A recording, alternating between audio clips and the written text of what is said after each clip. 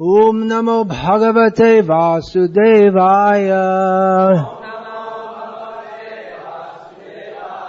Om Namo Bhagavate Vasudevaya. Om Namo Bhagavate Vasudevaya. So we are very fortunate to be in the presence of the King of all renunciants, Yati Raja. We are very fortunate to be able to participate at midday in the ceremony of his worship, Tirumanja. The message of all bona fide spiritual teachers is the same. That is summarized by Bhagavan Krishna. There is one verse he has spoken that is recorded in the Uddhava Gita of Srimad Bhagavatam. Labdva sudurlabhamidang bahu sambhavante manusham artadam anityam api hadhira. Turnam yatetana patedanumritya yava nishrayasaya vishaya kalu sarvatasyad. He says that we have attained this human form of life. Yeah, Krishna doesn't say that. So we have attained this human form of life. It is very rarely achieved. After many births we get this. This is the world of birth and death. Today one goose was attacked by a dog and killed. Just here in the back. So it's another death. So I have been a goose and a dog and a mosquito and a Brahma. Now I have this human form of life. After many, many births. It doesn't last long. Just like the goose woke up this morning, didn't think that I'm going to get killed today. No one thinks I'm going to die. Everyone has to leave the body. Ahani ahani bhutani gachantiha yamalayam sheshas tavara icchanti kimascharya mataf param. When the Yamaraj in the form of a yaksha asked Yudhishthira, what is the most amazing, ascharyamana vishayam in the whole universe? This was Yudhishthira's reply. So the reply was, what was the reply? Taj Mahal, Aishwarya Rai. No. Reply was that every day people are dying. My mother has died, my grandparents have died, my friend has died, the goose has died, but we're all making plans how I will live happily in this world. We don't think that I have to die. This is the most amazing thing. Everyone is making plans as if they will live forever. But we will not live long. This particular body, which I am now a prisoner within, has been in this world for about 56 years. I cannot expect another 56 years in this same cage. So it does not last long. But human life is valuable. This is all this verse I said of Krishna's. I'm explaining it slowly. It is valuable because in human life we can inquire into what is reality. Atato Brahma Jignasa. Now we should inquire into the nature of reality. The goose cannot make any such question. Now one goose has died, some more geese are there. Geese. You can say duck. They translate into English as duck, but the actual word is goose. Duck is a different generic group, genre to geese. But anyway, in Indian English they're all called ducks. Just lump them in all together. Mayavad. Nirvishesha. Nirvishesh. It's all the same. So the goose is not sitting there and thinking, someday I will have to die. What is the purpose of life? Is there a big duck in the sky? Actually there is, Hamsa Avatar. But they're not thinking like that. They're just thinking, I don't know what they're thinking. I can't remember what it's like to be like a goose. But generally all the species are thinking of four things. Ahara, Nidra, Bhaya, Maithun. Eating, sleeping, mating and defending. The humans, they can think beyond this. The animals and the birds, they have no capacity to think beyond Ahara, Nidra, Bhaya, Maithun. So we have the opportunity in this human form of life to solve the problem of birth and death. So Krishna, Bhagavan says, Turnam yateta napated anumrityavan, that before we die, which is going to happen soon, so we should act quickly, we should do whatever is necessary so that we don't get born again. Turnam yatet napated anumrityavan nishrayasa. We should act for the ultimate benefit. But if we think, why? There are so many things to do. I have to go to the movie. I have to go to the restaurant. I have to see my girlfriend. I have to get the latest fashion clothes. I have to listen to music on my iPod. But Krishna says, Vishaya khalu sarvatasyat. In every species of life, in every situation in the material world, sense gratification is available. Only in human life is it possible for Brahma Jignasa, inquiring into the ultimate. So the first sutra in the Brahma Sutras is Atato Brahma Jignasa. Now we have attained this human life, we should inquire into the nature of the ultimate reality, Brahman. So in his Brahma Sutra Bhasha, Sripad Ramanuja Acharya has quoted from Taittiriya Upanishad in commenting on this Atato Brahma Jignasa. Yato va imani bhutani jayante yena jatani jivanti yat prayanti yabhisang vishanti tad vijigyasasva tad brahmeti. In fact, all the acharyas quote this. It's clearly the exposition of the first and second. This first and the second sutra is Janmadyasya yataha. Brahman, the ultimate, is the source of everything, that in which everything rests, and that by which everything is dissolved. So Shankara, he has interpreted this in some fantastic, imaginative way, that Brahman is without name, form, qualities, or activity. Actually, that is true in one sense. Shastra also says, but it should be understood that Brahman has no material name, no material form, no material qualities, no material activity. But certainly the Brahman has fully spiritual name, form, qualities and pastimes. In Bhagavad Gita, Arjuna addresses Krishna, Param Brahma, Param Dhama, Pavitram, Paramam Bhavan, Purusham, Shashvatam, Divyam, Adi Devam, Ajam Vibhu.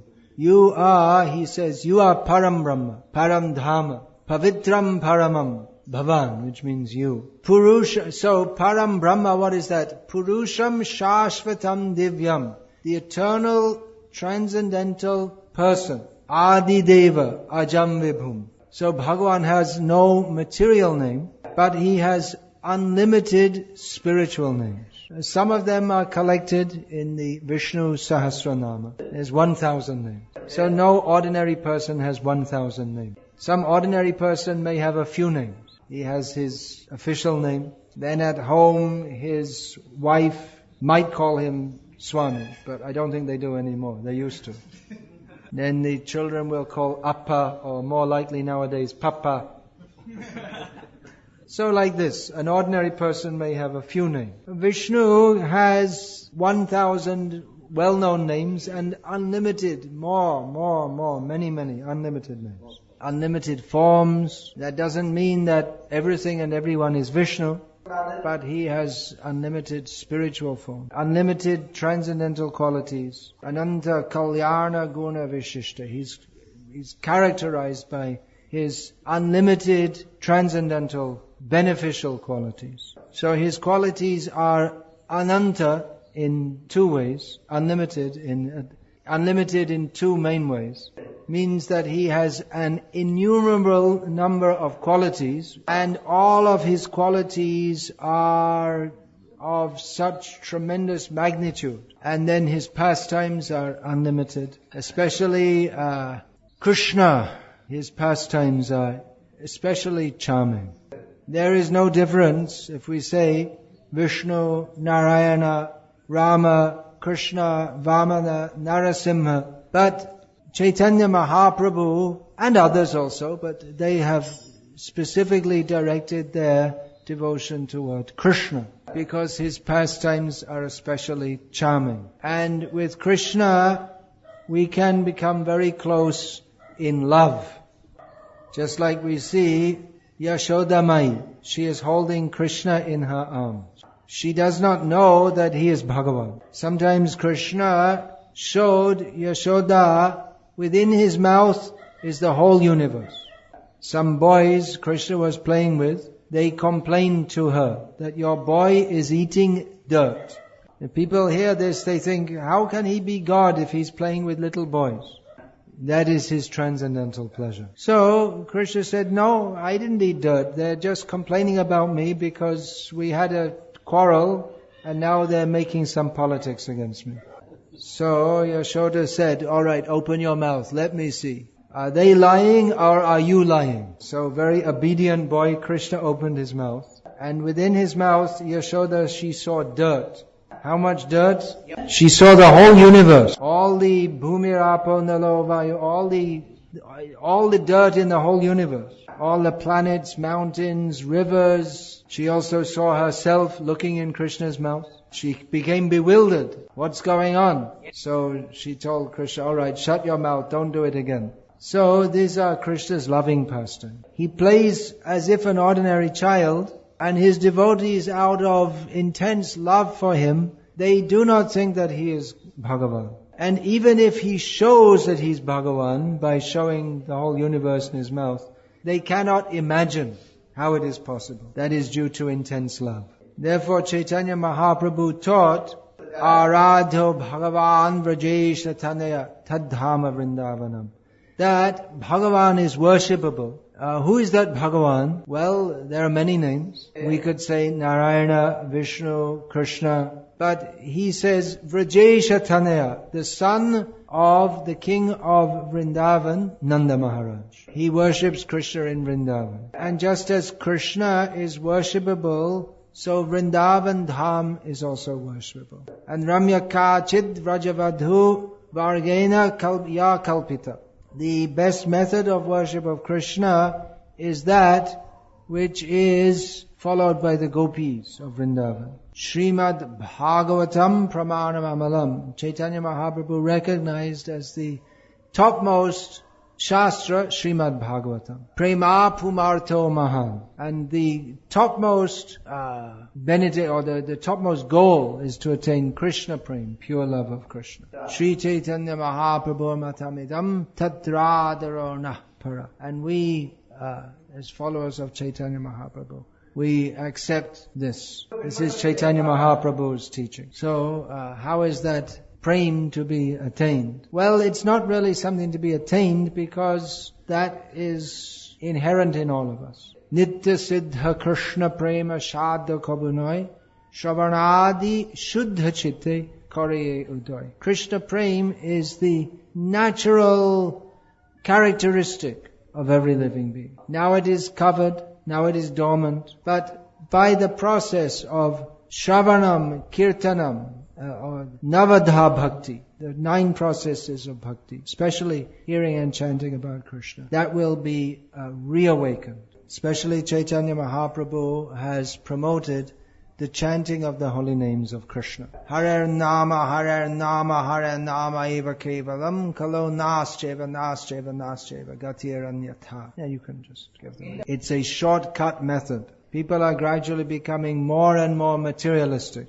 They have no interest for elaborate temple worship. If we ask them to learn Vishnu Sahasranama, they won't be interested. They can learn the batting averages of the famous cricket players, but they won't learn the Vishnu Sahasranama. So, shortcut method, Hare Krishna, Krishna Krishna, Hare Hare, Hare Rama, Rama Rama, Hare Hare. Krishna Krishna, Hare Hare, Hare Rama, Rama Rama, Hare Hare. Everything is included. Krishna is complete. By chanting His name, everything is achieved. So, we regularly visit the temples, which are established by Sri Ramanuja Acharya, which are visited by him, and the Alvas have praised. I have personally visited almost all of the Divya Deshams, and whenever we go, we pray for the mercy of Bhagavan Vishnu, Sripad Ramanuja Acharya, and all the Alvas, and all the acharyas coming after Sripad Ramanuja Acharya. In the Ramanuja Sampradaya there are two main divisions, two kalais. But from our perspective, we respect them all as great devotees. And just as they have taught the people of their time to worship Lord Vishnu, we pray for their blessings, that we may also, in our small way, spread this chanting of Hare Krishna and induce people to properly utilize their human form of life. We are asking people to chant Hare Krishna, but it is not simply some sentiment. It is based on Shastra, the highest knowledge. If anyone wants to come and challenge, we can discuss with them in scientific terms, philosophical terms. So in this way, we are able to preach Krishna consciousness in various countries of the world. In most of the countries of the world, if we say you should follow Shastra, they are not interested. Then why should we follow? And India also nowadays. So we have to establish in a scientific manner. So for this matter, our founder Acharya Srila Prabhupada has written many, many books to establish the science of Krishna consciousness, fully based on Shastra, but presented in a manner that people of the modern age can appreciate. So we invite everyone to participate in this. You're also chanting very nicely Kirtan, so please continue. Hare Krishna.